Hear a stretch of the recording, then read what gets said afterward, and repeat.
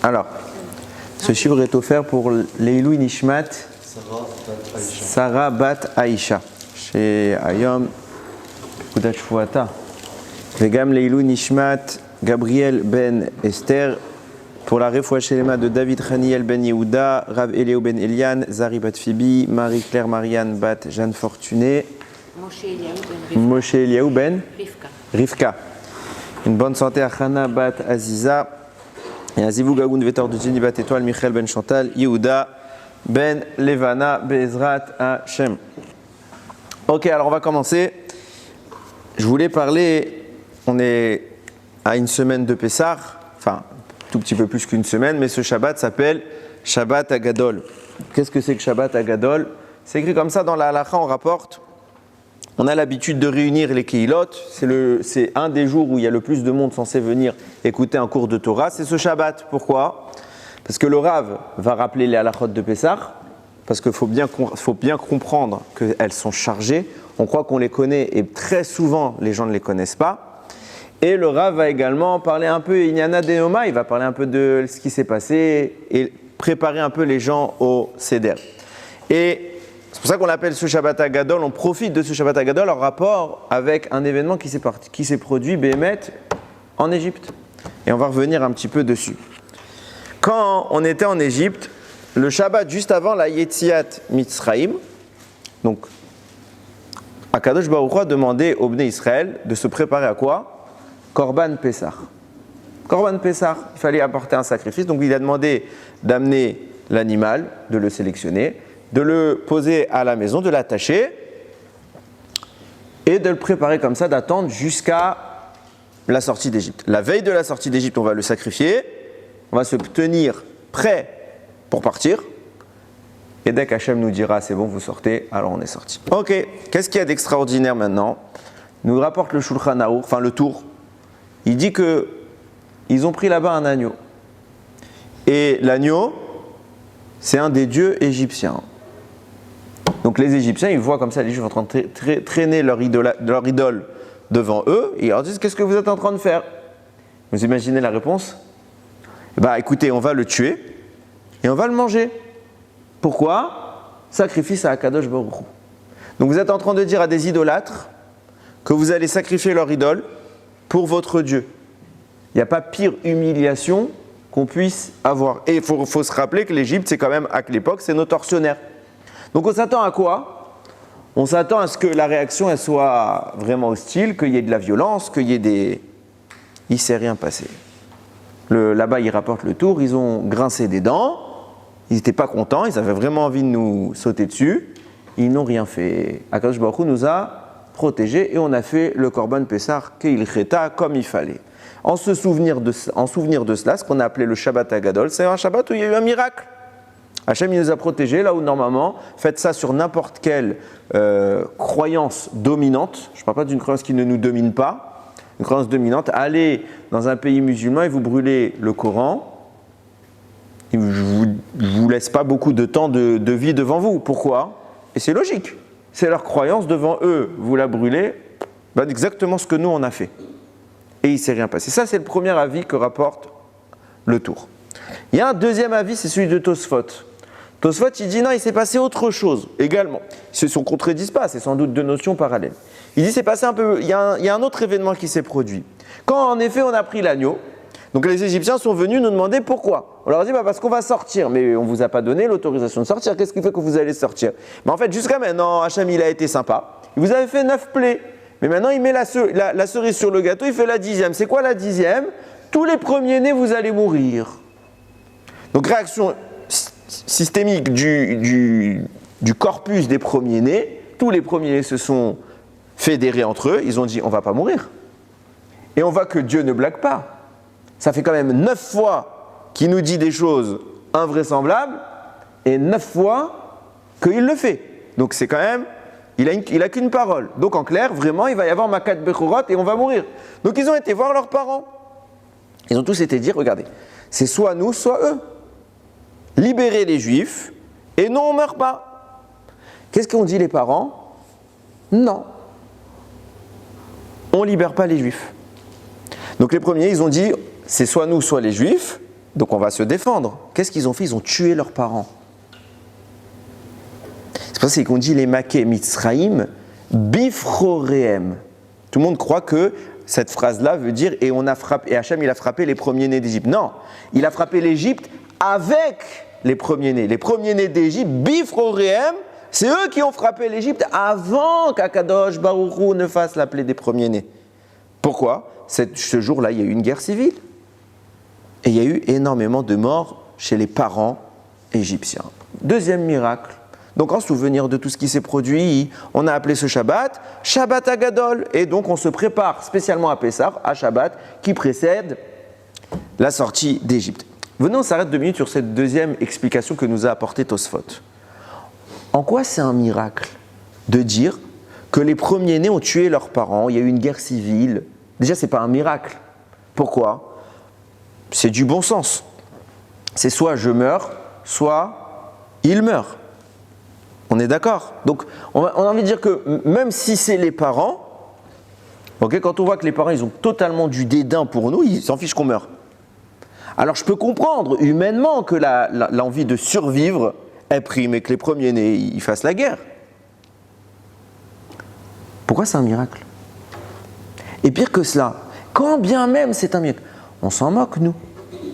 Ça ne nous concerne pas. C'est pas ça qui nous a libérés d'Égypte, on est bien d'accord. Puisque même avec cette guerre, on n'est pas sorti d'Égypte. Quand est-ce qu'on est sorti d'Égypte? Après la plaie. Quand Hachem a effectivement tué les premiers-nés, là, Paro, il a dit, ça y est, j'en peux plus. Il nous a libérés. Ok. Donc nous, on n'est pas... Même s'il n'y avait pas eu cet événement des premiers-nés qui tuent leurs parents, ça n'aurait rien changé à nos vies.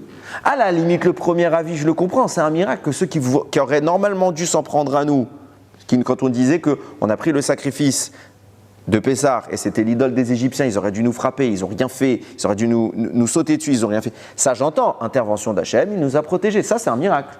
Mais d'après le deuxième avis, où il est le miracle? De vous à moi, il n'y aurait pas eu ça, ça aurait changé quelque chose? Rien. Bon, on va essayer un petit peu de comprendre, vous allez voir, c'est quelque chose d'intéressant. Vous savez qu'il y a un minhag, très connu, très répandu,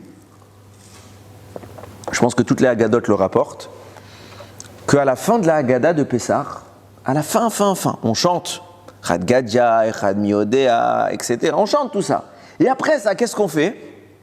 On lit un texte très connu, c'est aussi un chant qui s'appelle Shir Hashirim. On lit le Shir Hashirim, c'est très important de le lire. Minhag très installé dans les communautés, Baruch Hashem. On va essayer de comprendre un petit peu quel rapport maintenant Shir Hashirim. Pourquoi je vais lire Shir Hashirim après le récit de la sortie d'Égypte? Alors dans les commentaires basiques, qu'est-ce qu'on va vous expliquer? Il y a des allusions, il y a des mentions de la sortie d'Égypte dans Shir Hashirim. Donc c'est le même sujet. J'ai envie de vous dire, venez, on est un peu cohérent. C'est le seul texte où il y a des mentions de la Yetziat Mitzrayim. Toute la Torah, c'est écrit partout. Dès qu'on fait une mitzvah, c'est en souvenir Zecher l'Yetziat Mitzrayim. Alors on devrait lire toute la Torah. Pourquoi Shir Hashirim? On devrait lire énormément de textes. Si à chaque fois qu'il y a une mention de l'Yetziat Mitzrayim, on devrait lire une tonne de textes, on ne s'en sort plus. Bon, ce serait bien en réalité parce qu'il y a écrit que celui qui ne trouve pas le sommeil, qui continue toute la nuit à commenter la Haggadah de Pessah, car qu'il reste réveillé comme ça. Maintenant, pourquoi Shir Hashirim? Alors écoutez bien, le Rav de mon Rav, j'ai sa Haggadah que j'ai pu feuilleter cette année. Je trouve des chidushim extraordinaires, je vais essayer de les partager avec vous. Il y a une Mishnah qui s'appelle Mishnah Yadaim, qui parle des mains. Là-bas, on parle de tout ce qui est afférent, toutes les mitzvot qui peuvent être liées aux mains. Et entre autres, on va parler souvent d'une mitzvah qu'on appelle l'Netilat Yadaim. Je vais vous donner une halakha qui va vous paraître très paradoxale. Vous savez que si vous prenez un Sefer Torah, c'est saint ou c'est pas saint? C'est Kadosh. Et pourtant, si vous touchez le Sefer Torah, je ne parle pas à l'extérieur, mais si je parle du parchemin du Sefer Torah, où il y a écrit, le texte est écrit, si vous le touchez, vous devez vous laver les mains. Après, je parle. Pourquoi? Parce que vous êtes tmeim, vous êtes impur. Le Sefer Torah rend impur. Pourquoi? Décret des sages. Je m'explique. À l'époque, on avait les Kohanim et on avait une mitzvah de donner aux Kohanim ce qu'on appelle les prélèvements, la trouma. La trouma, donc vous avez une récolte, vous devez prélever une partie de la récolte et vous devez la donner aux Kohen. Maintenant, cette trouma doit toujours être pure. Elle ne doit jamais avoir touché quelque chose d'impur. Qu'est-ce qui se passait à l'époque? Comme la trouma c'est kadosh, Et que le Sefer Torah c'est Kadosh. Et il faut savoir qu'il y a une halakha, normalement on devrait tous avoir un Sefer Torah chez nous, on ne le fait plus trop aujourd'hui, mais ça devrait être le cas. Donc les gens qui avaient un Sefer Torah à la maison, où est-ce qu'ils mettaient la Trouma? Avec le Sefer Torah. On met le Kadosh, dans votre Sifriya par exemple, si vous avez une bibliothèque de livres de Torah à la maison, vous mettez que des livres de Torah dedans, vous mettez tout ce qui est Kadosh, vous mettez les ustensiles de Shabbat, les Nerot, la Chanoukiya, tout ce qui est ustensiles de Mitzvah, c'est là-bas qu'on va le mettre. Mais on ne va pas mettre des choses qui sont impures. Donc les gens ils faisaient pareil à l'époque, c'est pas nouveau. On avait de la Trouma Setar, je ne l'ai pas encore vu mon Kohen pour que je puisse lui donner, je le mets à côté du Sefer Torah. Mais à l'époque, c'était pas aussi moderne qu'aujourd'hui. Même aujourd'hui, ça peut exister dans certains endroits. C'était pas aussi moderne. C'était parfois un peu plus insalubre et il y avait des rats. Il y avait des rats. Et qu'est-ce que faisaient les rats? Ils cherchaient la nourriture. La trouma, c'est de la nourriture, donc ils venaient manger. Parfois, ils arrivaient à grappiller comme ça de la trouma. Et qu'est-ce qu'il y avait à côté de la trouma? Le Sefer Torah. Et plein de fois, on a retrouvé les Sefer Torah rongés par les rats. Alors, qu'est-ce qu'on dit, Chachamim, pour protéger? Parce qu'au moins, on ne peut pas protéger la trouma. Où est-ce qu'on va la mettre? Quoi qu'il arrive, les rats, c'est ce qu'ils cherchent, donc ils vont trouver toujours la trouma, mais ils ne vont pas chercher un Sefer Torah, les rats. Alors qu'est-ce qu'ils ont décidé, Chachamim? Ils ont dit dorénavant, tout ce qui touche un Sefer Torah devient tamé. On invente une touma, décret rabbinique, on invente une touma. Comme ça, vous n'avez plus le droit de mettre à côté du Sefer Torah la trouma, parce que si vous mettez la trouma à côté du Sefer Torah, elle devient tamé. C'est clair? Comme ça, ils ont pu sauver tous les Sifrei Torah qui se faisaient ronger à l'époque. Et c'est resté à Dayom. Donc aujourd'hui, si vous touchez le parchemin du Sefer Torah, c'est pour ça qu'on vous verrez ceux qui montent à la Torah. Des fois, il y en a qui ont le minag, comme ça, ils veulent embrasser ou ils veulent toucher le Sefer Torah. Ils prennent leur talit et ils touchent le Sefer Torah. Vous verrez que le Chazan, quand il lit le Sefer Torah, il a un yad en fer comme ça ou en argent. Pourquoi? On ne touche pas le Sefer Torah. Je suis clair? Très bien. Pourquoi j'ai introduit ça? Maintenant, il y a un débat dans la Mishnah, qui demande comme ça. Qu'est-ce qu'on appelle Sefer Torah? Est-ce que c'est mamash le Sefer Torah avec les Chamisha Chumshe Torah, parce que nous on lit le Shabbat, ou s'il y a d'autres textes dans lesquels on écrit assez de psukim, des textes saints, ça s'appelle aussi Sefer Torah. Là-bas il y a le débat sur Shir HaShirim. Si un type, il prend un sofer, ok, un scribe, il écrit sur un parchemin kasher, avec une écriture kasher. Il écrit Shir HaShirim, ok, sur un parchemin. Si moi je touche ce parchemin, est-ce que j'ai les mains impures comme toute écriture de Torah, écriture sainte, ou pas? Débat là-bas, dans la Mishnah. Il y en a qui disent c'est marloquette, etc. Viens Rabbi Akiva et dit Raz Veshalom, que quelqu'un ait un jour pensé qu'il y avait marloquette sur le sujet, il n'y a pas de marloquette. C'est clair. Pourquoi? Il dit parce que si toutes les écritures sont appelées Kadosh, sainte, Shir HaShirim c'est appelé Kodesh Kodashim. C'est le saint des saints. Il est clair, net et précis que si un jour tu as un parchemin sur lequel est écrit Shir HaShirim intégral et que tu le touches, tu as les mains impures. Pourquoi? Parce que le débat en réalité c'est de savoir d'où provient le texte. Est-ce que ce texte qui a été écrit par Shlomo HaMelech, est-ce qu'il est issu d'un dévoilement prophétique? Et dans ce cas-là, on le cadre comme tout texte de Torah. Et si je l'écris sur un parchemin, c'est un Sefer Torah. Et si je le touche, je suis tamé. Ou est-ce qu'on cadre cela comme le génie d'un homme? Un homme qui est intelligent, comme par exemple, qui aurait écrit un raisonnement ou une poésie, David HaMelech, qui aurait écrit. David HaMelech aussi, il a eu Ruach HaKodesh. Mais si j'écris une louange à Kadosh Baruch Hu, il y a plein de chants qu'on chante toute l'année, c'est l'homme qui les a écrits. Ok? Mais ce n'est pas pour autant que si je les écris sur un Sefer Torah, dans le format Sefer Torah, ils sont quoi que ce soit de plus qu'un texte. Donc c'est ça le débat. Et vient nous dire Rabbi Akiva, je vous révèle à tous, ne vous trompez pas, Shir HaShirim, c'est Kodesh Kadashim. C'est plus haut que tout. Plus haut que tout. Pourquoi? Pourquoi Rabbi Akiva il est comme à ce point-là makpid avec Shir HaShirim? Quand vous regardez un petit peu les mots qu'Akadosh Baruch Hu emploie à notre égard, il y a plusieurs catégories ou plusieurs manières de nous appeler. Des fois, il nous appelle Avadim, serviteurs. Ok? Des fois, il nous appelle Banim, ses enfants. C'est comme ça que la Torah, généralement, elle nous présente. Avadim, serviteur, c'est quand on n'a pas beaucoup de mérite. Alors, on est que, c'est déjà pas mal, Mais on n'est que les serviteurs d'Akadosh Baruch Hu, il nous met un peu plus à distance parce qu'on n'est pas non plus des tzadikim. Quand on est très très proche d'Hachem, alors plus proche que le serviteur, bien évidemment, c'est le fils ou la fille. Donc on est les enfants d'Akadosh Baruch Hu. Là, on est très très proche et il nous appelle Oben O Eved. Ok, très bien. Vient Shlomo Améler et il change tout le paradigme. Il change tout le système. Il dit ni Eved, ni serviteur, ni enfant. Il parle de quoi dans Shir HaShirim? D'une histoire d'amour. Entre qui? Hachem et son peuple. Shlomo Améler nous présente comme étant l'épouse d'Akadosh Baruch. D'où il vient? C'est quoi cette histoire? Pourquoi l'épouse? Qu'est-ce qu'il veut nous dire Shlomo Améler? Et qu'est-ce qui dérange à ce point-là Rabbi Akiva? Eh bien, c'est exactement ça. À savoir que on peut voir la relation avec Akadosh Baruch Hu sous deux angles.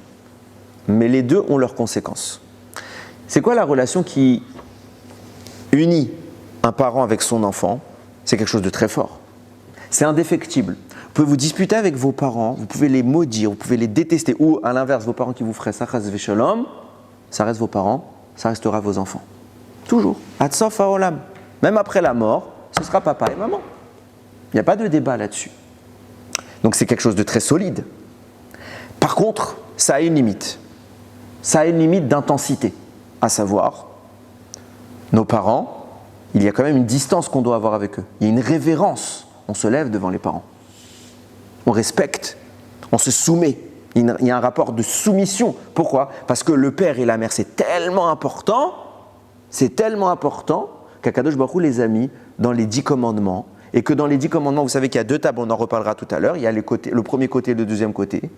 Dans le premier côté, c'est les 5 mitzvot qui rejoignent l'homme et Hachem. Le deuxième côté, c'est les mitzvot entre les hommes. Je me donne un exemple. Je suis Hachem ton Dieu. Ça concerne l'homme vers Hachem. Tu n'auras pas d'autre Dieu que moi. Tu ne prononceras pas mon nom en vain. Tu feras le Shabbat. Pour qui je fais Shabbat? Pas pour moi. Dans le rapport avec Akadosh Baruch Hu, ça concerne personne d'autre. Par contre, dans la deuxième partie d'étape, tu ne tueras pas, tu ne convoiteras pas, tu ne voleras pas, etc. Ça, c'est entre nous. C'est Ben Adam, la Chavero. Les premières, c'est Ben Adam, la Makom. Dans le rapport qui nous unit à Akadosh Baruch Hu, qu'est-ce qu'il a mis en dernière loi, Hachem? Kabed et avira ve'et imecha. Tu respecteras ton père et ta mère. Pourquoi? Parce que celui qui ne respecte pas ses parents, c'est clair qu'il ne respecte pas Hachem. Parce que Hachem ne nous a pas fait pousser de la terre comme des plantes. Pourquoi il nous a mis des parents? Pour comprendre c'est quoi le rapport qu'on doit avoir vis-à-vis de lui en tant que Abba. C'est pour ça qu'on dit Avinu, Malkeinu, notre père, notre roi. Ok? Donc c'est tellement important, mais il y a une limite, il y a une révérence. Entre guillemets, il ne peut pas y avoir d'intimité, chas v'shalom, entre un père et son fils, ou entre une mère et sa fille, ou quoi que ce soit d'autre. C'est complètement détraqué. C'est la limite. Donc ça veut dire que c'est un amour qui a une limite. À l'inverse, l'amour d'un couple est beaucoup plus délicat. Il n'y a pas cette révérence. Il n'y a pas ce rapport de soumission de l'un vis-à-vis de l'autre. Il peut être brisé. Le divorce existe. On peut casser cette union. Par contre, quand cet équilibre délicat est présent, c'est beaucoup plus intense, c'est beaucoup plus passionné qu'un amour de parents vers ses enfants ou d'enfants vers ses parents. Donc il y a quelque chose qui sépare les deux relations, l'une qui est complètement folle, risquée, parce que c'est un pari, c'est un engagement, et on peut complètement le briser, c'est pas stable. Et l'autre qui est beaucoup plus raisonnée, beaucoup plus stable, beaucoup plus solide, mais moins puissante. Vient nous dire Rabbi Akiva, c'est ça Shir HaShirim. C'est ça Shir HaShirim. Bien sûr, on est les Bnei Banim l'Hachem Elokechem. On est les enfants d'Hachem notre Dieu. Oui, mais il y a plus que ça. Il y a prendre le pari fou d'être dépassé par l'émotion, de ne plus maîtriser ce qu'on fait, d'être complètement dingue. C'est ce qu'on appelle la passion amoureuse. C'est de ça qu'il parle Shlomo Améler quand il dit Matagidulo, qu'est-ce que vous diriez à Kadosh Baruch Hu chez Cholata Avani. Si un jour vous voyez Hachem, vous ne lui dites pas que je l'aime. Vous lui dites j'en suis malade tellement que je l'aime. Voilà la relation que décrit Shlomo, ça c'est la relation amoureuse. Vient nous dire Rabbi Akiva. Sache que toute la Torah, elle te parle de quoi? Soit de Avadim, les esclaves, soit de Banim, les enfants. Mais de ça, non. C'est pour ça que Shir HaShirim, si toute la Torah c'est Kadosh, Shir HaShirim, c'est Kodesh Kadashim. C'est le saint des saints. Et qu'est-ce qu'il y a dans le Kodesh Kodashim? Dans le Beth Amikdash, il y a le Kodesh Kodashim. Qu'est-ce qu'il y a au Kodesh Kodashim? Il y a le Aaron j'allais dire Akohen. Akadosh, ok? Dedans, il y a les tables. Au-dessus, il y a le couvercle. Et dessus, il y a 2 chérubins. Un masculin, un féminin. Pourquoi? Parce qu'ils viennent traduire la relation de couple qu'il y a entre Akadosh Baruch Hu et Israël. Au jour de la destruction du Beth Amikdash, vous savez comment on a retrouvé les Kérouvim? Les Romains sont rentrés au Beth Amikdash, ils ont détruit le Beth Amikdash. On était tous avec des menottes pour partir en exil. Ils ont récupéré le Aaron. Vous savez comment ils l'ont trouvé?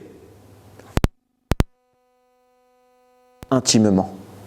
Ils ont sorti ça et ils ont montré à tous les Bnei Israël, voilà c'est quoi ce qu'ils font dans leur Kodesh Kodashim, le saint des saints, voilà c'est quoi leur pensée de pervers. C'est comme ça qu'ils ont pensé. Akadosh Baruch Hu, qu'est-ce qu'il a dit à ce moment-là? Pourquoi il a fait cela? D'habitude, c'est pas comme ça. C'est soit ils sont de face, soit ils sont de dos. Pourquoi ils étaient vraiment en union? Pour dire, même dans l'exil, je vous aime. Même dans l'exil, je vous aime. Et même maintenant, vous êtes mariés avec moi. C'était pas pour les Romains qu'il a fait ça. C'était pour nous. On était en train de pleurer. Hachem nous a montré ça. Pourquoi Ad Kama Hachem nous aime? C'est exactement ce qui se passe à Pessah, vous allez voir. Qu'est-ce qui se passe à Pessah? C'est le moment où Akadosh Baruch Hu est venu chercher sa femme. C'est pourquoi, comment se conclut Pessah? Après Pessah, on passe dans une période de Homer, 49 jours, qui arrive à Shavuot. C'est quoi Shavuot? C'est le jour du mariage entre Israël et Akadosh Baruch Hu. C'est pas pour rien qu'à la synagogue, le jour de Shavuot, on lit quoi? Dans beaucoup de Kehilot, on lit la K'tuba. La K'tuba, c'est quoi? C'est l'acte de mariage. On lit une K'tuba. Bien sûr, c'est les hommes qui ont écrit cette K'tuba, mais c'est pour témoigner qu'au moment où Akadosh Baruch Hu il a levé le Har Sinaï au-dessus de notre tête, c'était quoi? C'était notre roupa avec Akadosh Baruch Hu. Et donc ça veut dire quoi? Ça veut dire que Pessah, c'était le jour du Shidur, c'était les fiançailles, le jour où Akadosh Baruch Hu et les Bnei Israël sont tombés amoureux. Et le mariage, c'est la conclusion, c'est Shavuot. C'est pour cela qu'on lit Shir HaShirim et pas un autre passage de la Torah. On lit Shir HaShirim à la fin de la Haggadah parce qu'on est complètement tombé amoureux d'Akadosh Baruch Hu. Et regardez comment Akadosh Baruch Hu, il va nous glisser cela en filigrane. Il y a, dans la logique, quand vous analysez les choses, si je vous pose la question, dans l'année, dans le calendrier juif, quel est le moment où vous ressentez le plus Akadosh Baruch Hu, vous avez une ferveur, vous avez un lien? Vous allez me dire qui? Pour Rosh Hashanah, Yom Hadin. Le moment où on est jugé, on se prépare à la tchouva, on fait les slichot, on pleure, on en arrive à pleurer à Kippour. Le Harizal, il dit, comment tu peux ne pas pleurer à Rosh Hashanah? Comment quelqu'un peut arriver à Rosh Hashanah et il ne pleure pas? Il dit que si on ne pleure pas, c'est qu'on a un problème, on n'a pas compris, on a tout loupé. Comment tu ne pleures pas à Rosh Hashanah? Yom Hadin, il y a le roi, il est là, il vient te juger, tu ne pleures pas? On est franc entre nous, on fait tous des avérotes et on ne peut pas lui cacher. C'est pas le patron avec qui je peux cacher les petites imperfections. Non, à Kadosh Baruch Hu, on tremble. Est-ce qu'on est comme ça, on a cette intensité, cette vibration à Pessah? Non. Pourquoi? Alors que dans la logique, c'est à Pessah qu'on devrait vivre comme ça. Pourquoi? C'est le jour où je rencontre avec Kadosh Baruch Hu comme mon mari. C'est un mariage, c'est le shidur, c'est le fiançailles.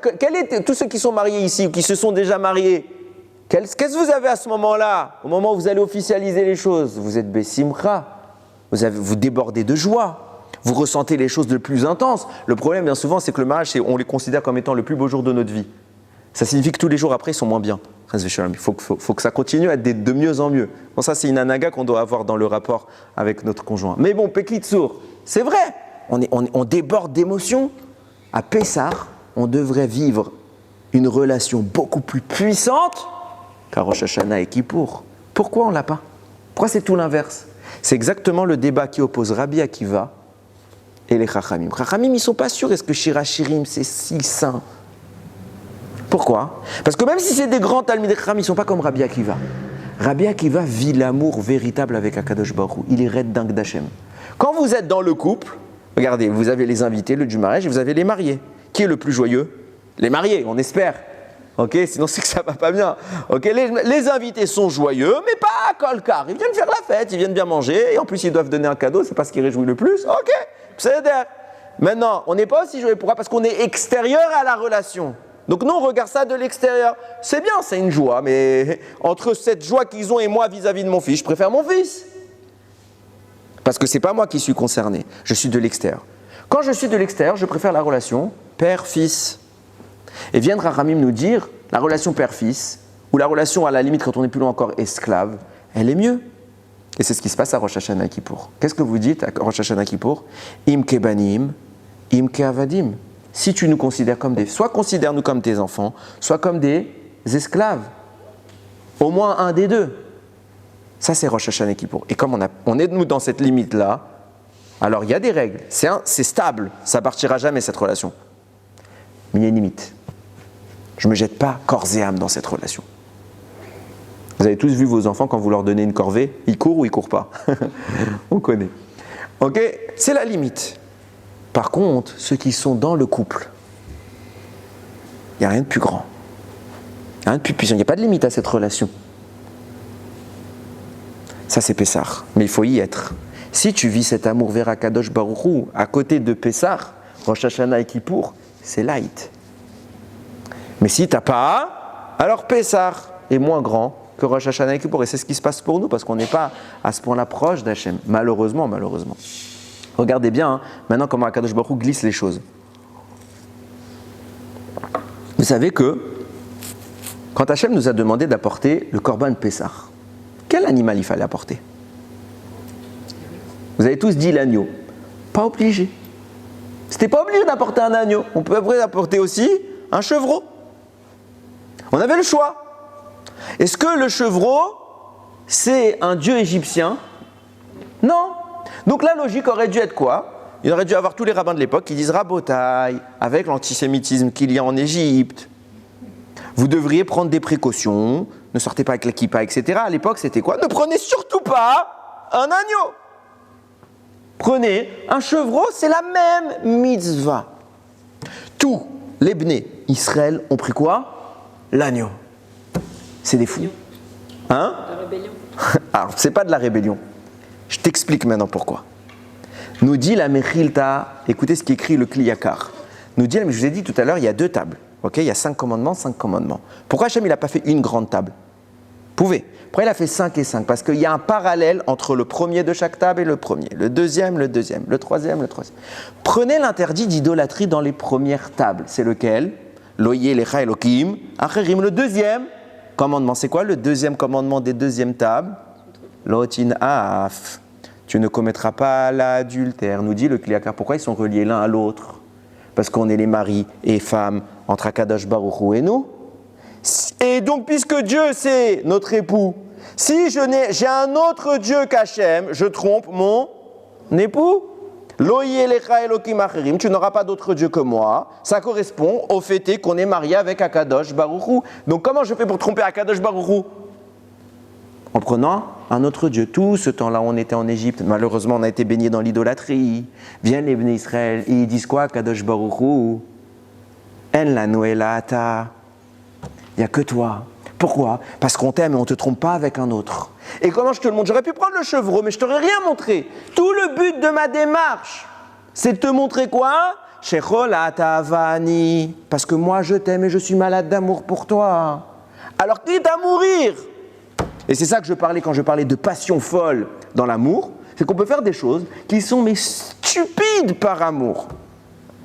C'est ce qu'on a fait. Mais c'est quand on fait des choses stupides que la personne en face avec qui on les fait, elle est impressionnée. C'est pas quand on fait des choses évidentes. C'est là que, entre guillemets, on marque des points. Donc, au moment de Pessah, les Bnei Israël ont dit, pas grave qu'on meure. Tant que lui, il sait que je l'aime, je suis prêt à mourir. Et au lieu de prendre le chevreau, qui était la solution tranquille, ils ont tous pris un agneau. Ils ont détruit l'idole égyptienne pour montrer « j'ai pas d'autre Dieu que toi ». En contrepartie de ça, Kadosh Baruch Hu leur répond.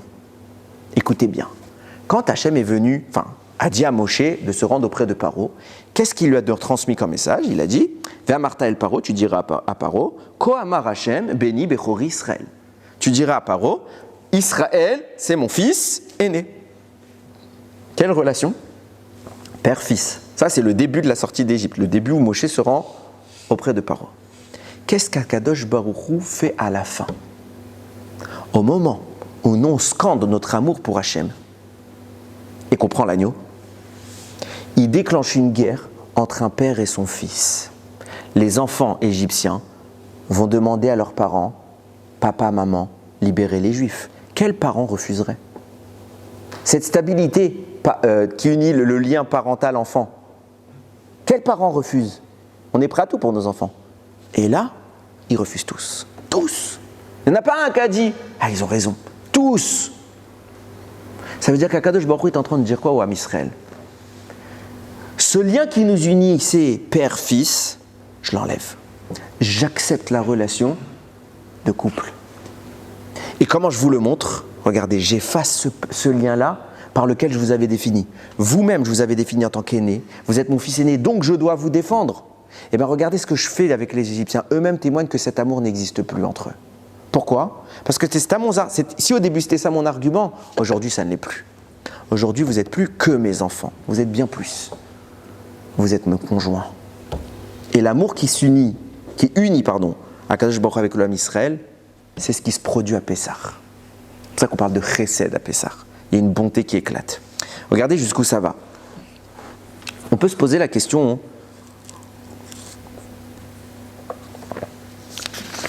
de... Chachamim nous rapporte, vous allez voir, ce que je veux mettre en place, c'est la conséquence de ce changement de statut. Jusqu'à maintenant, j'ai dit, c'était père-fils. Maintenant, il y a une conséquence importante que la Gada va mettre en place.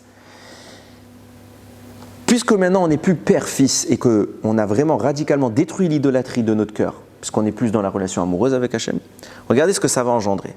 Nous disent Chachamim, on dit comme ça, là-bas dans la Gada, Hachem, il précise et on insiste qu'Hachem est venu lui-même nous libérer et pas un autre, ni par un émissaire, ni par des anges, ni par rien, moi et personne d'autre. Cette affirmation qui est redondante dans les propos des Chachamim, elle est extrêmement dérangeante. Pourquoi? Parce qu'elle est contredite à plein d'endroits, par les Chachamim eux-mêmes. À plein d'endroits, vous trouvez qu'Hachem a envoyé un malach, dans le Midrash, dans la Gemara. Il y a par exemple le Harizal, il y a une ségoula très très importante, je vous conseille vraiment de la faire la veille de Pessah, juste avant Arvit, vous allez pour les hommes à la synagogue et vous lisez cette lettre qu'on appelle la lettre de Rav Shimshon d'Ostropoli. C'est quoi cette lettre? C'est le Harizal, il a écrit un petit paragraphe comme ça, c'est du charabia. Personne ne comprend ce que veut dire ce paragraphe et des années plus tard, Rav Shimshon d'Ostropoli a eu la chance de le comprendre. Il a eu un dévoilement en rêve, et ça ne pouvait qu'être cela, parce que je vous invite à lire le texte original du Harizal, c'est vraiment n'importe quoi. Ça ne veut rien dire. Ça ne veut rien dire. Et lui, il explique tout, et là, vous comprenez tout ce qui s'est passé pendant la Yetziat Mitzrayim d'un point de vue un peu plus ésotérique. Et là-bas, il cite énormément de malachim, qui sont venus et qui sont intervenus en Égypte. Comment tu me dis qu'il n'y a pas eu de malach?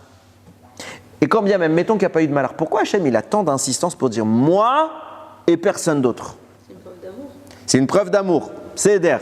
Et parfois, on voit que jusqu'à maintenant même, à chaque fois, Hachem il envoie 99% du temps, Hachem il envoie un malach. Même pour Avraham, il a envoyé un malach. Qu'est-ce qu'il y a ici? Qu'est-ce qu'il faut? Qu'est-ce qui justifie? Hachem il dit non. Il faut que ce soit moi. Écoutez bien. C'est écrit comme ça dans le Bnei Issachar. Mais je l'avais déjà vu également dans le Chida qui rapporte cette idée. Vous savez, par exemple, dans la Hamida, quand vous faites Refa et nous Hachem, venez Rafé. Guéris-nous Hachem et nous serons guéris. Ça ne vous dérange pas la phrase? Il faut se rendre compte de ce qu'on dit. Guéris-nous Hachem et nous serons guéris. D'où ça vient? Ça vient d'un passouk de la Torah. C'est dans, que je ne vous dise pas de bêtises, dans Yirmiyahu.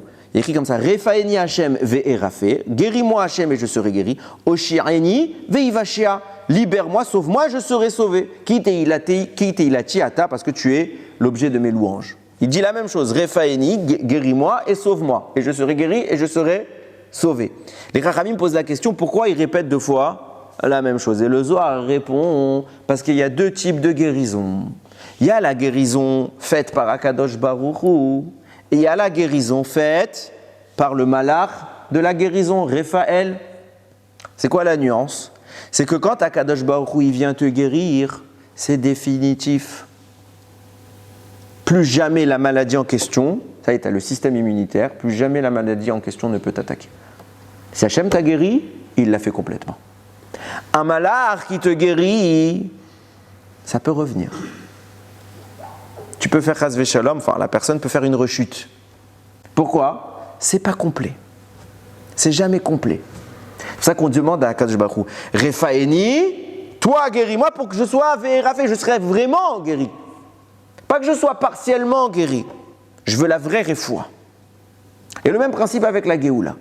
Et le Chida rajoute, c'est quoi la nuance? Pourquoi l'une elle est complète, l'une est imparfaite? Parce que quand Akadosh Baruch Hu te guérit, il guérit ta neshama. Alors que quand un malach te guérit, qu'est-ce qu'il guérit? Ton corps. Il guérit le symptôme, mais pas la maladie. Quelqu'un qui se mouche, c'est pas parce qu'il s'est mouché que le rhume est parti. Voilà ce que fait un malach. Hachem, il traite l'affliction à la racine. C'est pour ça qu'on demande, toi, tu nous guéris, et pas le malach Michael. Le même principe nous disent Chachamim dans la Géoula. Hachem, il dit, si j'envoie un malach, la Géoula est partielle. Si je me permets de venir personnellement libérer le Ham Israël, la Géoula, elle est shlema. Je ne veux pas une Géoula partielle. Seulement, quand Hachem guérit, qu'est-ce qui guérit? L'âme. C'est pour ça qu'Akadosh Baruch Hu nous a libérés sur le plan de la Neshama, mais pas sur le plan du corps. Qui s'est occupé de nous libérer sur le plan du corps? Les malachim, les anges que je disais, et en l'occurrence également Moshe Rabbeinu. Et du coup, ça vous explique pourquoi, sur le plan de la Neshama, plus jamais l'exil n'a existé. Il y a eu dans l'histoire d'autres exils, mais il n'avait d'emprise que sur le corps. Jamais on nous a enlevé notre Neshama, jamais il y a eu un exil autre que l'Égypte dans lequel vous avez entendu, s'ils n'étaient pas sortis tout de suite, ils ne sortaient plus jamais. Pourquoi? Parce qu'on arrivait à un degré d'impureté tellement intense qu'on ne pouvait plus sortir. Et puis personne n'aurait pu nous libérer. Ça, on le dit pour l'Égypte, on ne le dit pas pour Hanouka, on ne le dit pas pour Purim, on le dit pour rien d'autre que l'Égypte. Pourquoi? Parce que c'était un exil et du corps et de l'âme. Mais une fois qu'Akadosh Baruch Hu a libéré la Neshama, elle est libre pour toujours. Et c'est pour ça que quoi que soit l'exil qu'on a eu, on est resté juif. On avait la Torah en permanence, on ne l'a jamais oublié. Pourquoi? Parce que notre Neshama, elle est libre à vie. C'est Hachem qui nous a libérés. C'est pour ça qu'Hachem il vient et dit, c'est moi et personne d'autre que moi qui va libérer la Neshama du Ham Israël. Et là, il y a des conséquences qui vont apparaître. Regardez ce que signifie. Je vous parle tout à l'heure, je vous ai dit, enfin je viens de le dire, Akadosh Baruch Hu nous a guéris, nous a libérés sur le plan de la Neshama. Ça veut dire quoi? Elle était malade, ma Neshama? De quoi on parle quand on parle de la délivrance de la Neshama? Écoutez ce qu'il dit Rav David Daniel à Cohen. Il cite un Ben Ishraï. Quand Yaakov Avinu, il rejoint Yosef en Égypte. Donc il vient avec sa famille, lui il était en Israël, et ils descendent en Égypte. Donc ils sont au total 70 personnes à former un groupe social là-bas. Beaucoup plus tard, Moshe va raconter cette histoire au Ham Israël dans le livre de Devarim, donc dans le dernier livre de la Torah, et il dit comme ça. Beshivarim nefesh, et c'est une phrase que vous allez trouver dans la Haggadah de Pessah, il dit comme ça, Beshivarim nefesh, yaredo avotenu Mitzrayma. 70 âmes sont descendues, nos parents à descendre en Égypte. Verata, et maintenant, en Samcha Hashem Elokecha, Hashem t'a placé, Kechorve Hashamaim Larov, aussi nombreux que les étoiles. On n'est pas plus nombreux que les étoiles, on n'est même pas aussi nombreux que les étoiles, on ne s'approche même pas du nombre des étoiles. Ça, c'est la petite remarque, on va y venir tout à l'heure. Vient le Ben Ishraï, pose la question, il dit, le mot qui est employé pour parler de l'âme est dérangeant. Il est écrit Beshivarim Nefesh, 70 âmes. Il faut savoir que l'âme a plusieurs strates. La plus basse de toutes, Nefesh. C'est le plus bas niveau qu'on puisse avoir. Celui-là, on ne peut pas ne pas l'avoir. Si on ne l'a pas, on meurt. Ça s'appelle la mort. Quand celui-là se retire, c'est qu'on est mort. Chas v'shalom. Au-dessus de l'âme, qui s'appelle Nefesh, il y a une dimension qui s'appelle Ruach. Au-dessus encore, il y a une dimension qui s'appelle Neshama. Après, il y a deux autres, j'en parle pas. C'est quoi la différence entre les trois? Je fais très brièvement. Le Nefesh, c'est la source de vie primale. Ça veut dire quoi? On la partage avec tout être vivant. Tout ce qui existe a un Nefesh. Ok? Tout ce qui est animé. Et c'est afférent au corps et à la matière. C'est très ancré dans la matière. C'est pour ça que même un animal a un Nefesh. Il n'y a pas besoin d'être spirituel pour cela. Je saute le deuxième, j'arrive au troisième, la Neshama. La Neshama, c'est tout l'inverse du Nefesh. Pourquoi? La Neshama, c'est l'élément divin que Dieu nous octroie. Une partie de lui. Et donc c'est extrêmement spirituel et ça n'a pas sa place à côté du Nefesh. Le Nefesh est très matériel et il repousse par nature le spirituel. Donc quand vous voulez avoir une Neshama, s'il y a un Nefesh, on est mal barré, mais on est obligé d'avoir un Nefesh. Donc Akadosh Baruch Hu met un troisième élément qui va faire la jonction entre les deux. Cet élément s'appelle le Ruach. Le Ruach, c'est la capacité à parler. La parole, c'est bien ce qui va traduire la pensée de l'âme dans un corps physique. C'est pour ça que c'est l'élément de jonction, il y en a 3 niveaux. Il faut savoir qu'on n'a pas toujours les 3. On mérite d'avoir 3 dans la constitution, mais si on a des avérotes, les parties les plus saintes sont à l'extérieur de nous. Elles n'entrent pas. Au point qu'on peut arriver à un statut où on n'a que le Nefesh. Et les Ruach et la Neshama, ils sont là, mais pas en nous. Ils sont au-dessus. Ils font des petits tours comme ça. On ne mérite pas de les avoir. Écoutez ce qu'il dit le Chesed de la... Donc vous comprenez la question du Ben Ishraï. Il dit comment tu peux me dire que Yaakov et toute sa famille descendent en Égypte et quand tu les décris tu dis Beshivarim, Nefesh. On parle de Yaakov, le plus bas niveau. Tu as dû dire Beshivarim Neshamot. Non, Shivarim Nefesh. Pourquoi? Écoutez ce qu'il dit le Ben Ishraï. Il cite le papi, le grand-père du Chida qui s'appelle le Chesed de l'Avraham. Là-bas il explique le Chesed de l'Avraham, je vous le fais en bref. Il dit, quand quelqu'un vit en Chutz Laaretz, qu'il sache qu'il n'a que le Nefesh. Désolé, je ne sais pas s'il y a des Chutznikim ici.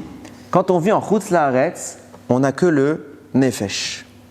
Quand la personne décide de faire son alia, alors il a entamé, il est en train de le faire, on parle, mais le temps que ça prend, ça peut prendre un jour, ça peut prendre plusieurs jours.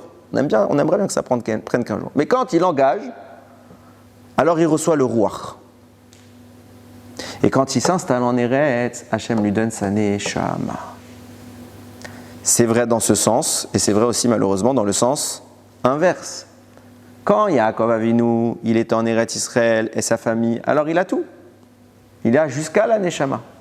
Mais maintenant qu'il est en train de descendre et de s'orienter vers l'Égypte et l'exil, la Neshama et le Ruach se retirent. Alors il faut bien préciser, on peut être en Chutz Laaretz et avoir une Neshama, mais il y a plusieurs niveaux. Okay? Mais la Neshama dont on parle, spéciale à Eretz Israël, on ne l'a pas. Donc qu'est-ce qu'on a... Comment? Pareil, aucun problème. Mais cette dimension-là, ok? Même Avraham Avinu, on peut dire ça. Même Moshe, il n'a jamais mis un pied en Israël. Vous vous rendez compte? Alors c'est rassurant de se dire, si Moshe il l'a pas eu, ça va, on peut vivre. Ok? J'essaye de rassurer un peu les Français. Je disais donc, quand ils descendent en Égypte, puisqu'ils perdent cette dimension, alors Hachem il vient le témoigner et il ne parle que du Nefesh, vous avez perdu quelque chose. Cette dimension-là, elle s'en va. C'est pour ça que Moshe leur dit, quand vous étiez en Égypte, Beshivarim Nefesh, vous étiez que Nefesh. Mais maintenant que vous êtes sortis, quand est-ce que Moshe dit cette phrase? Un peu avant sa mort. Quand on s'apprête à rentrer en Eretz Israël sous l'égide de Yehoshua bin Nun. Donc on va retourner en Eretz. Maintenant, qu'est-ce qu'il te dit? Ve'ata, et maintenant, Samcha Elokecha, ton Dieu t'a placé, Hachem Elokecha, Kechorve Hashamaim Larov. Il t'a placé en temps comme le nombre d'étoiles. Comme je vous l'ai dit tout à l'heure, il y a des milliards et des milliards et des milliards d'étoiles. On n'est même pas, même si tu cumules tous les juifs de toute l'histoire, je suis même pas sûr qu'on arrive à 2-3%. Comment tu peux me dire comme? Alors tous les commentateurs ils disent non, c'est une métaphore. Comme. Sauf que nous on sait, c'est vrai ce qu'ils disent. Souvent la Dibra Torah Kelshon Ben Adam, la Torah parle dans un langage humain. Donc nous aussi on fait des métaphores. Mais on sait que Akadosh Baruch Hu, il est méticuleux dans le choix des mots. Et chaque mot il a de la valeur. Alors peut-être qu'on peut trouver une autre lecture là-dedans. Nous disent Rachamim, comme je vous l'ai dit tout à l'heure, pourquoi on nous compare ici aux étoiles? Parce que quand on n'a que le Nefesh, alors on est sous domination des anges. C'est pour ça que la Gemara a dit, tout celui qui vit en Israël ressemble à quelqu'un qui a un Dieu. Tout celui qui ne vit pas en Israël ressemble à quelqu'un qui n'a pas de Dieu. Quoi, il est idolâtre? Non, mais, entre lui et Hachem, il y a un ange. Et tout ce qu'il fait, ça passe d'abord par l'ange, qui vient taxer. Et cet ange, c'est l'ange de la nation dans laquelle il se trouve. Le seul endroit où il n'y a pas d'intermédiaire, c'est où? Eretz Israël en direct sous l'égide d'Akadosh Baruch Hu. Donc puisque d'abord, quand je sers Hachem, celui qui est le premier à bénéficier de ce service, entre guillemets, vers qui c'est dirigé, c'est un malach. Donc je sers d'abord quelqu'un d'autre, et après je sers Hachem. Donc je ressemble, on n'a pas dit tu es un idolâtre, je ressemble à un idolâtre. Et celui qui vient en Israël, on n'a pas dit qu'il a un Dieu, il ressemble, parce que tu peux être en Israël et être un rachat. Ok? C'est pas ça, je suis en Israël, je suis le top du top. Ce serait bien. Mais bon, il y a beaucoup de mérite d'être en Israël. Maintenant, je reprends ce que je disais. Comme on ressemble à quelqu'un qui a un Dieu, quand on est en Chutz La'aretz, parce qu'il y a un intermédiaire. Alors qu'est-ce qu'Hachem il te dit? Maintenant que tu es sorti, pourquoi? C'était quoi ta relation avec Hachem? Puisque quand tu es en Chutz La'aretz, tu n'as qu'un nefesh. Le nefesh, c'est la partie, comme je vous l'ai dit, physique, matérielle, naturelle. Et donc tu n'évolueras que dans un cadre naturel, physique, concret, les lois de la nature. Et qui gère les lois de la nature? Les anges, les astres, ce qu'on appelle le mazal. Et qu'est-ce qu'on dit du peuple juif? En mazal l'Israël. Nous n'avons pas de mazal. Pourquoi? Parce que nous, on ne veut pas que le fonctionnement de notre existence soit basé par les malachim. Ce qu'on veut, c'est quoi? On veut ce qu'on appelle anagat nisit. On veut un fonctionnement surnaturel. On ne veut pas un fonctionnement naturel. Celui qui a la neshama, puisqu'il est directement kashour, il est directement lié à Kadosh Baruch Hu, il n'a plus un fonctionnement naturel, il a un fonctionnement surnaturel. Et conséquence de quoi?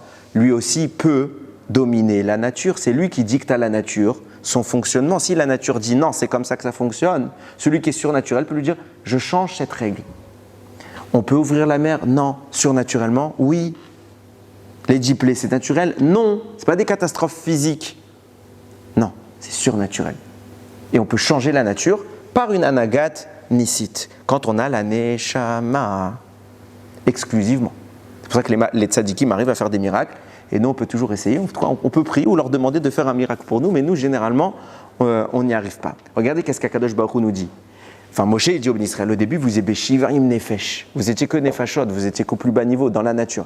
Mais maintenant, Hachem, qu'est-ce qu'il a fait? Kechorve Hashamaim, il vous a fait comme les étoiles, pas le nombre. Vous êtes vous aussi comme les étoiles, vous pouvez diriger la nature. Et c'est pour ça que le mot larov peut se dire les raves, en tant que maître. Vous êtes comme les étoiles, comme les malachim, vous êtes les maîtres de la création. Je vous les confie entre les mains et vous ne dépendez plus de cette nature qu'on appelle les anges et qui est la base de la avoda zara. Comme je vous ai dit tout à l'heure, ressemble à quelqu'un qui n'a pas de Dieu. Pourquoi? Parce qu'en fait, il est en train de servir autre chose qu'Akadosh Baruch Hu. Et là, la relation qui s'installe, elle est drastiquement différente. Et vous allez voir comment la Haggadah nous le témoigne au tout début. Puisque jusqu'à maintenant, il y avait Nefashot, donc on est au plus bas niveau. Au-dessus de nous, il y a les malachim, et au-dessus, il y a Hachem. Donc nous, on doit toujours demander aux malachim, s'il vous plaît, soyez sympas. C'est comme ça que ça fonctionne. C'est déjà une avodah zara. On est contraint. Mais maintenant qu'on est rentré dans la dimension où on a reçu la neshama, et qu'on passe plus par les malachim, alors qui est au-dessus de qui? Nous sommes au-dessus des malachim. Et eux aussi servent à Kadosh Baruch Hu, mais pour servir à Kadosh Baruch Hu, ils doivent attendre que nous soyons d'accord. C'est eux qui doivent nous demander. Et ils attendent une réponse de nous. Et regardez comment la Haggadah nous l'annonce dès son entame. Quel est le premier passage qu'on raconte dans la Haggadah de Pessah? Halachmania. Voici le pain de misère, qui coûte une blinde. Mais le pain de misère, qu'est-ce qu'on prend? On cite un paragraphe en araméen. Tous les commentateurs, dans toutes les Haggadot, à peu près bien faites, ils posent cette question. Comment se fait-il que le premier passage de la Haggadah, ce soit pas de l'hébreu? C'est le seul passage qui n'est pas en hébreu, c'est Halachmania. Je vous dis d'avance, si vous avez une Haggadah commentée, ils ne posent même pas cette question, changez d'Haggadah. Ok? Franchement, c'est nul. C'est le béaba des questions de Pessah, c'est pourquoi Halachmania, c'est en araméen. Il y a 150 000 réponses. Ok? Je suis tombé cette année, là, mon Rav, il citait une réponse que j'ai trouvée merveilleuse. Il cite le Ramak, Rabbi Moshe Cordovero, le maître du Harizal. Écoutez bien.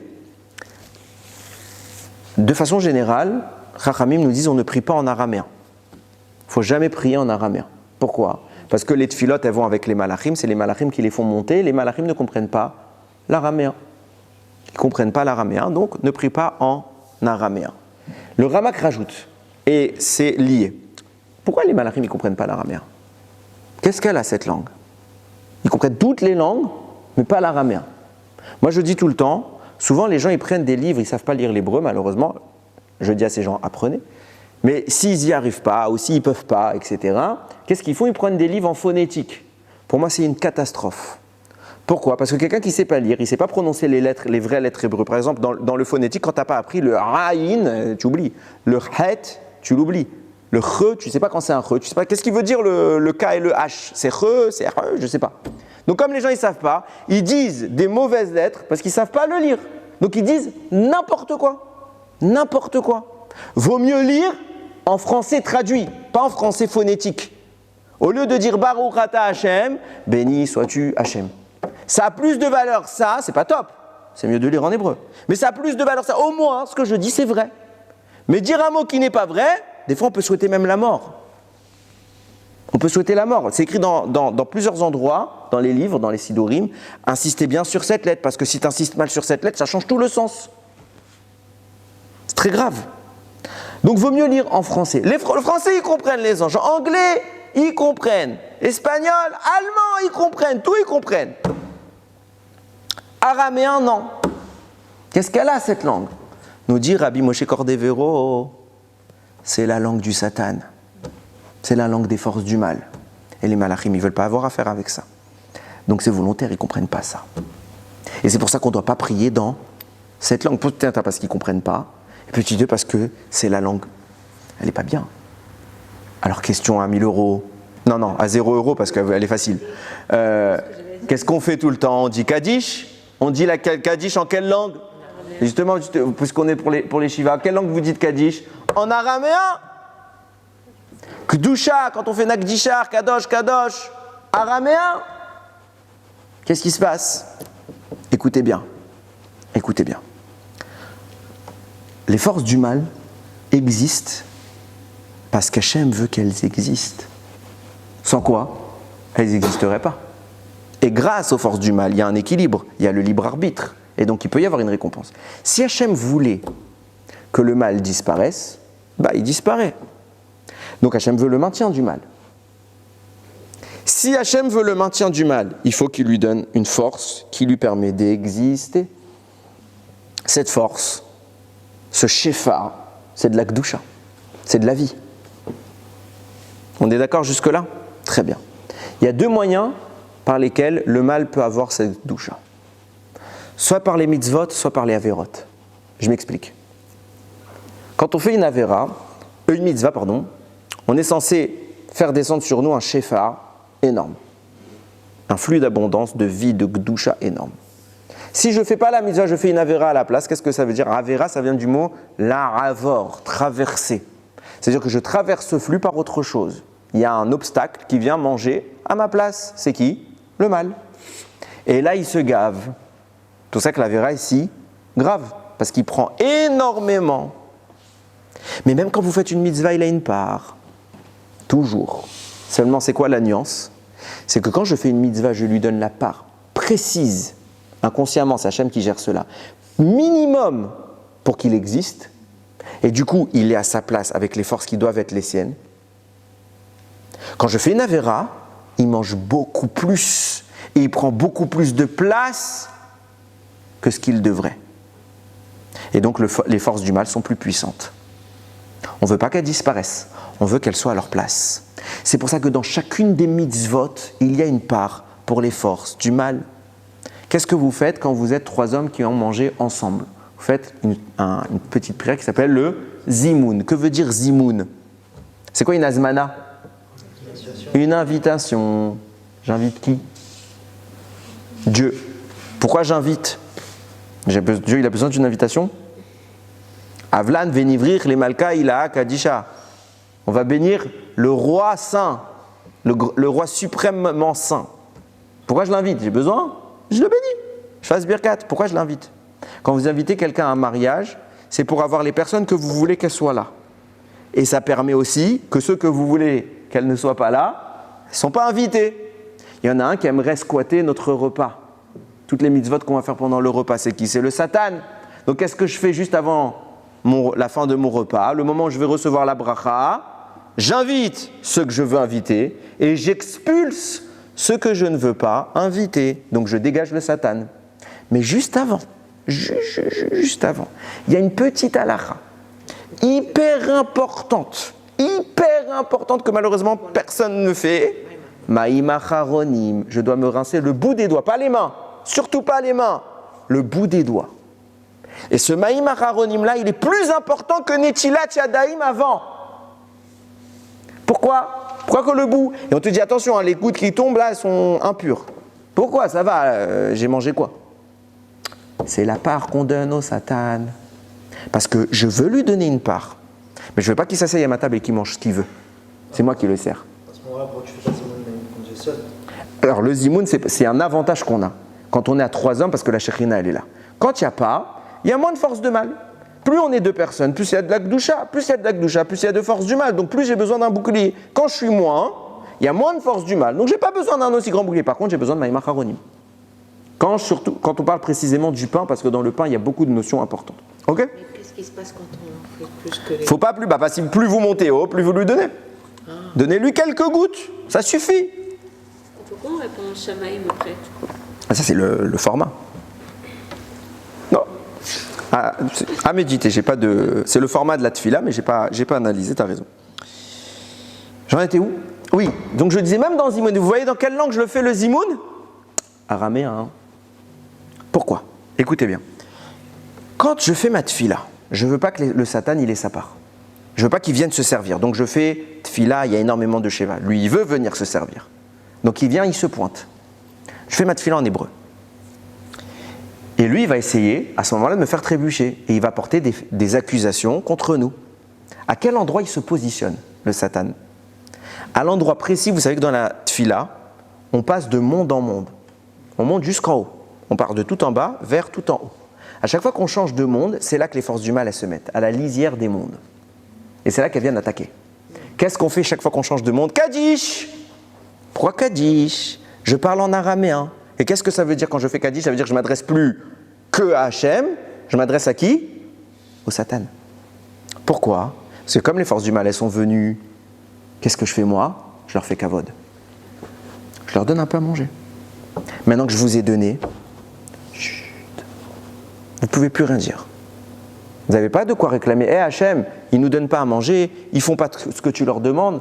Et donc, puisqu'ils nous accusent et qu'on est fauteur, alors ils peuvent prendre plus.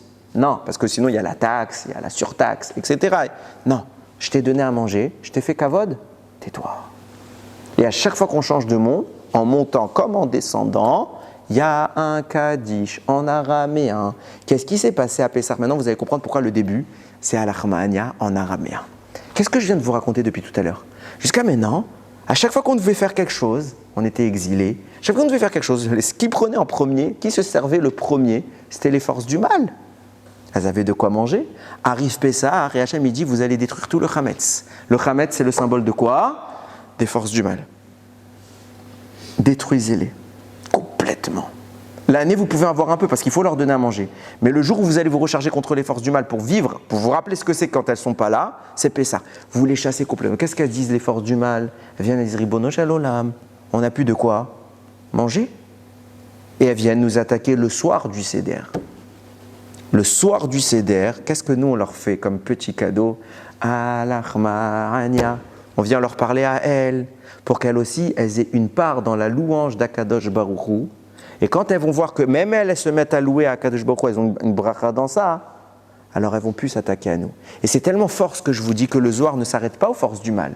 Il dit qu'Akadosh Baruch Hu, tellement qu'on a changé la hiérarchie. Jusqu'à maintenant, nous étions les serviteurs des idoles, des malachim, et maintenant elles attendent qu'on leur donne quelque chose. Même les malachim, qui sont gdoshim, saints, Akadosh Baruch Hu leur dit le soir de Pessah, tout le monde descend, écoutez le récit de mes enfants de la sortie d'Égypte, à côté de vous. C'est pour ça qu'il faut faire très attention le soir de Pessah.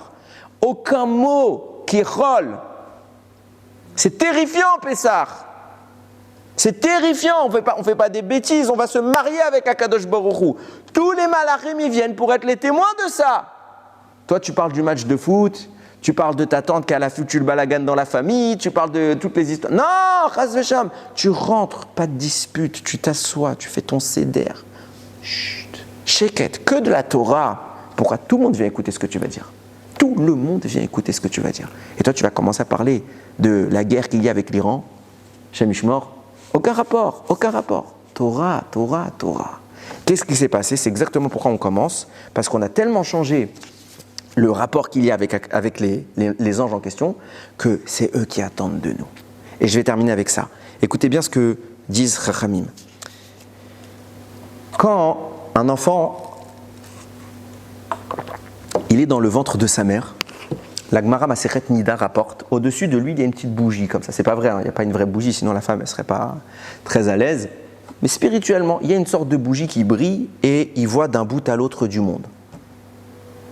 Nous disent Rachamim, c'est quoi cette histoire de bougie au-dessus de la tête? L'enfant dans le ventre de sa mère, il n'a pas encore d'âme. Il est en train d'être constitué.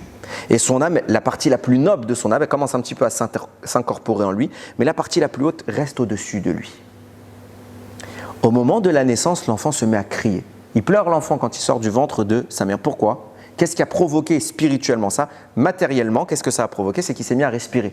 Jusqu'à maintenant, l'enfant ne respirait pas, il n'avait pas besoin. Puisque son sang est oxygéné par le cordon ombilical, la mère fait le travail pour lui. Et là, d'un coup, il n'a plus d'oxygène, donc son diaphragme s'ouvre et l'air rentre. Et il fait une neshima, une respiration. C'est les mêmes lettres que neshama. Pourquoi il fait une respiration? Parce que sa neshama est en train d'entrer réellement en lui. Et qu'est-ce qui change subitement? Jusqu'à maintenant, il n'avait pas d'air dans les poumons. Est-ce que quelqu'un qui n'a pas d'air peut parler? Ou du moins avoir une voix? Non, l'enfant est muet. Pas parce qu'il n'a pas la capacité, il n'a pas les organes, les cordes vocales, parce qu'il n'y a pas d'air. Mais quand la neshama entre, ça se témoigne par un cri. Il crie, il montre qu'il a de la voix. La neshama qui rentre, la guérison qu'Akadosh Baruch Hu nous a fait en Égypte, c'est exactement ça. C'est exactement ça. Notre neshama est revenu. Et là, on s'est marié avec Akadosh Baruch Hu. Parce qu'on était lié à lui et puis à ce monde. On ne peut pas se marier avec Hachem quand on est dans la matière. Quand est-ce qu'on se marie avec Hachem? Quand on est dans le même plan d'existence que lui. La neshama, elle est rentrée, le bébé crie. Il fait vibrer ses cordes vocales, il montre qu'il a une voix. C'est ça, Pessah. Le soir de Pessah, il y a une assistance marquée pour faire des commentaires. On ne lit pas la Haggadah, on raconte la Haggadah. On pose des questions sur la Haggadah. On répond, on commente toute la nuit s'il le faut. Pourquoi? Pourquoi? Parce c'est exactement ce récit, c'est la capacité de parler. Cette capacité de parler, on l'a récupérée quand? Quand on s'est marié avec Hachem. Bah oui. Demande à une jeune fille qui n'est pas mariée, qui n'a même pas encore rencontré son mari. Elle peut te raconter les louanges de son mari, ou pareil pour un homme. Est-ce qu'il peut te raconter combien sa femme est extraordinaire? Ben non, il ne la connaît pas.